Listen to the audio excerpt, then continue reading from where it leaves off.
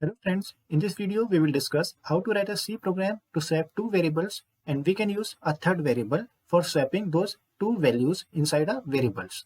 So what actually we have to do in this program? So as you can see in the output, we have two numbers as the input. So we will be asked enter the first number and enter second number. Let's say first number is 10 and the second number is having the value as 30.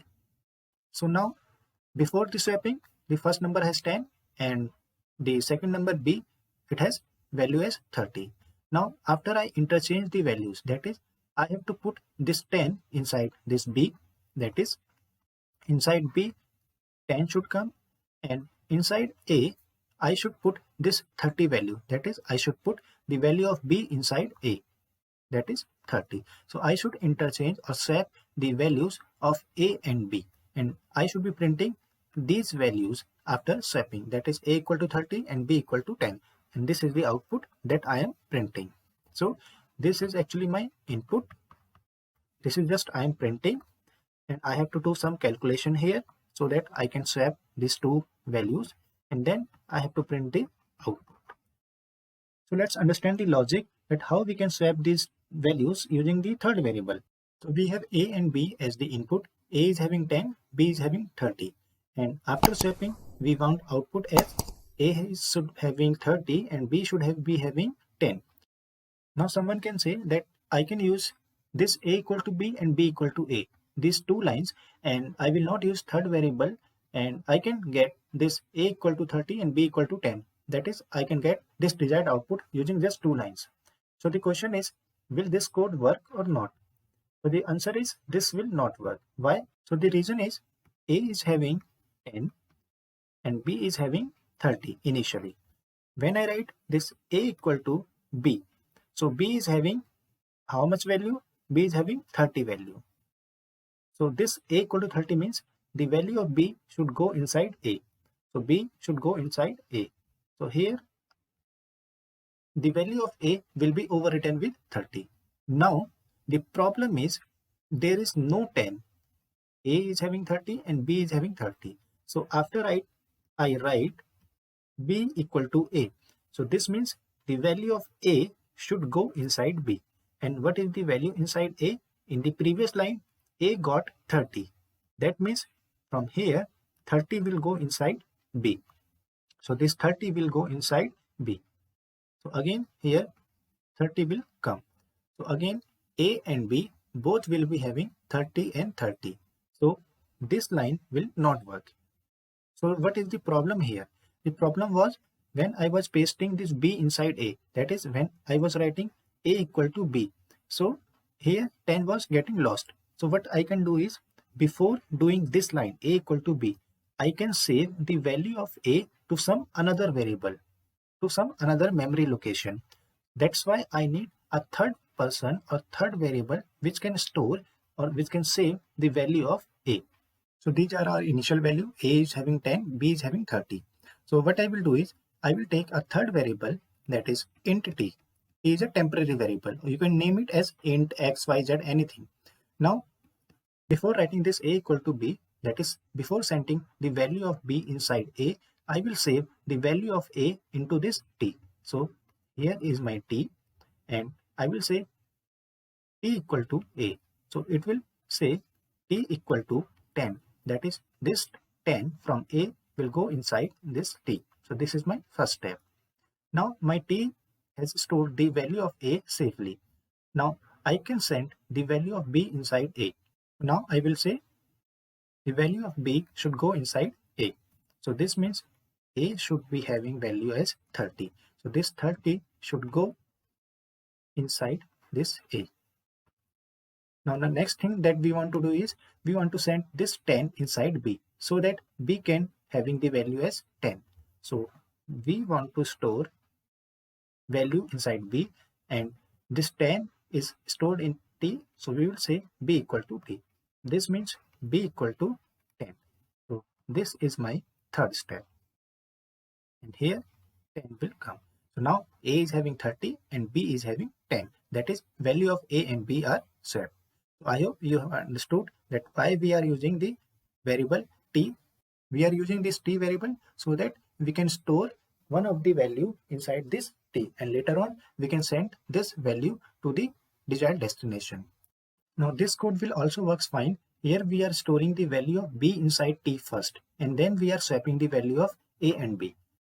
So it is like this: a is having 10 and b is having 30, and we are saying t to store the value of b. So t will be having 30. So this is our first step. Then we are storing value of a inside b. That is, we are storing the value of a inside b. So here 10 will come. Now we are saying a equal to t. So a will contain the value this 30. So here 30 will come. So this is our third step, and this was our second step. So this is also giving me the desired output. Let's see how we can write the C program for this question. So first we will include the header file, that is stdr.h, because we want to enter the values using scanf and we want to print the answer using printf. So we will say include stdio.h. Then we will start our main function and we will write return 0 as the last statement inside the main. So this is our skeleton code. Now we will enter the two values inside the a and b. Let's consider that we will be entering integer value also and float value also inside a and b. So what we can do is we can take float variable so that we can enter integer value and float value as well. So let's declare float a comma b, and as we need the third variable t also, so we will say t. Now I will take the input first, then I will do the calculation, or you can say processing, or I'll apply the logic. Then I will say print the output. So in input we will enter the two values. So I will say printf enter the first number. I will say scanf. So as a is float, so I will use %f as the format specifier and say %a. Now the same way I will ask the message enter the second number, and I will use scanf again so that I can enter the value inside b. It is also a %f because b is a float variable. Now after I have entered both the values inside a and b, I will do the calculation. So in calculation I have to do the swapping logic. So swapping logic is e equal to a and a equal to b and b equal to t, as we have discussed. Now I will print the output, that is I will print the value of a and b again so that I can know whether the value of a and b have been swapped or not. So I will say printf value of first number, and my first number is a. So I will say value of first number %f comma a, and I will use here /n so that I can print the next answer in the next line. So here b is printed and I run this program. So enter the first number. So let's say I enter 10. Next number is 30. So I am getting the first number as 30 and second number as 10. That means the value of a and b have been swapped. Now somebody asked, okay, just print the value of a and b before the swapping. So for that what I can do is, after I have taken the input, I will just print the value of a and b again. So I will copy paste from here and I can just print the message for readability. I will say printf before swap. That means these are the value before the swapping. This was after swap. So now let's run this program. So enter the first number. So I enter 25.5. The next number, let's say 12.5. So before swap, I am getting value of first number 25.5 and second is 12.5. That is correct. And after swap, the first number is 12.5 and second is 25.5. That means my program is working fine. So I hope you have understood the solution for this code. If you have any query suggestion, please put down into comments. And if you have liked the video, please subscribe the channel. See you in the next video. Bye bye.